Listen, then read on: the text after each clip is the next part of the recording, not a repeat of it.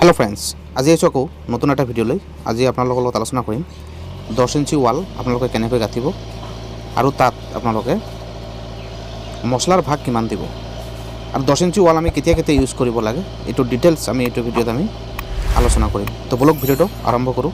तो भिडिओটো आरम्भ करार आगत आपनालोকক रिक्वेस्ट करिছোঁ जोने जोने मोर चेनेलটো सबस्क्राइब কৰা নাই प्लिज चेनेलটো सबस्क्राइब কৰি ল'ব আৰু এনেকুৱা নতুন নতুন ধৰণৰ ভিডিও আপোনালোকে পাই থাকিব।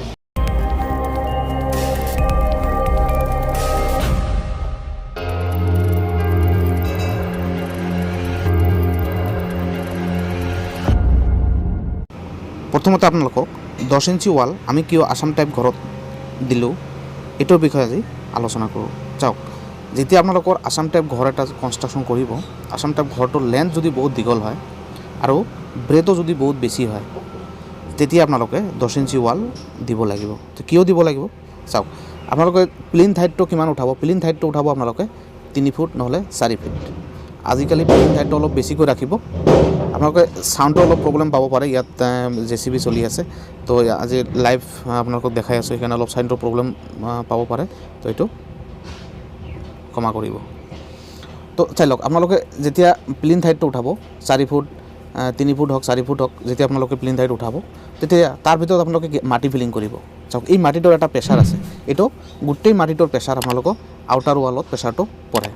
तो जेतिया आपनालोके आउटार वालটো 10 ইঞ্চি যদি নিদিয়ে एटो इनार वालটো গোটেইকেইটা 5 ইঞ্চি দিয়া হ'ব যেটো পাৰ্টিশনৰ যেটো টাইপিঙৰ ওপৰত যেটো वाल হ'ব एटो গোটেইখিনি आपनालोকক 5 ইঞ্চি দিয়া হ'ব আৰু বাকি যিমানখিনি आउटार वाल আছে গোটেইখিনি 10 ইঞ্চি वाल দিয়া হ'ব।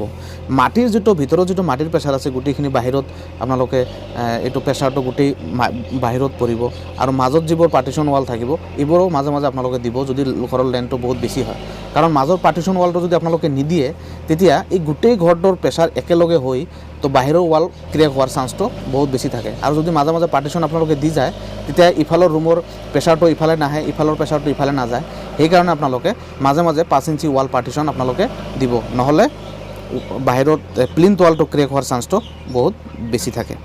তো এতিয়া আহিছো আমি মছলাৰ ভাগটো কেনেকৈ দিব। তো বলক মছলাৰ ভাগটো কেনেকৈ আমি বনাইছো এটো আপোনালোকক দেখাই দিও। চাওক ইয়াত যেটো মছলাৰ ভাগ যেটো দিয়া হৈ আছে এটো 1:5 10 ইঞ্চি वाলৰ কাৰণে 1:5 দিয়া হৈছে। তো আপোনালোকে ইচ্ছা কৰিলে কমাব পাৰে 1:4 কৰিব পাৰে এনেকুৱাকৈ ভাগত এটো তাৰ মানে এটা বক্স যদি আপোনালোকে সিমেন্ট দিয়ে তাত 5 বক্স আপোনালোকে বালি দিয়া হৈ আছে।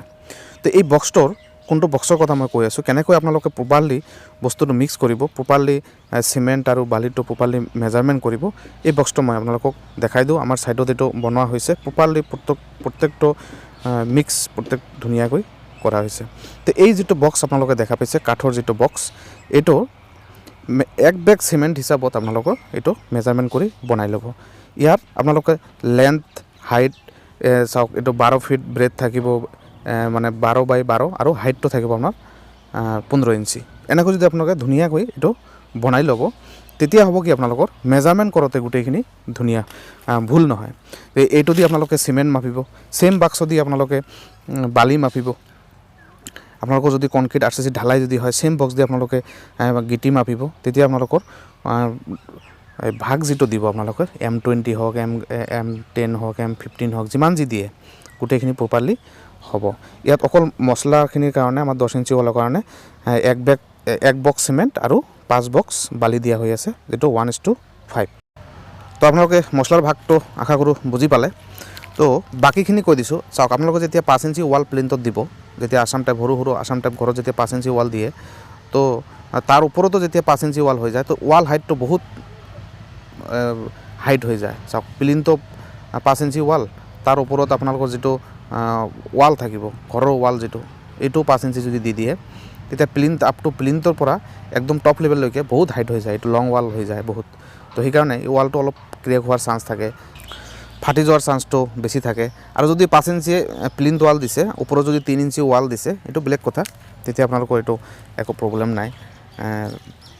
নৰমালি 3 ইঞ্চি वाल ইউজ নকৰাও বেছি ভাল বহুত আজিকালি আৰ্থকুৱেকৰ প্ৰব্লেম এইটো প্ৰব্লেম মছলাবোৰ ভালকৈ নবহে সেইকাৰণে 3 ইঞ্চি वालটো বেছি ক্ৰেক হয় আপোনালোকে ইউজ কৰিব পাৰে কিন্তু ক্ৰেক হোৱাৰ চান্সটো বেছি থাকে যেতিয়া কাম কৰিব ওয়াৰ্কম্যানশিপ যেটো যোনটো লেবাৰে কাম কৰিব জন মিস্ত্ৰী কাম কৰিব এতক ভালকৈ দিব আৰু পানী বেছিকৈ খুৱাব আপোনালোকে কিউৰিং বেছিকৈ কৰিব কিউৰিং নকৰিলে পানী বেছিকৈ নোখোৱালে আপোনাৰ ৱাল ফাটাৰ বহুতে বেছি চান্স থাকে।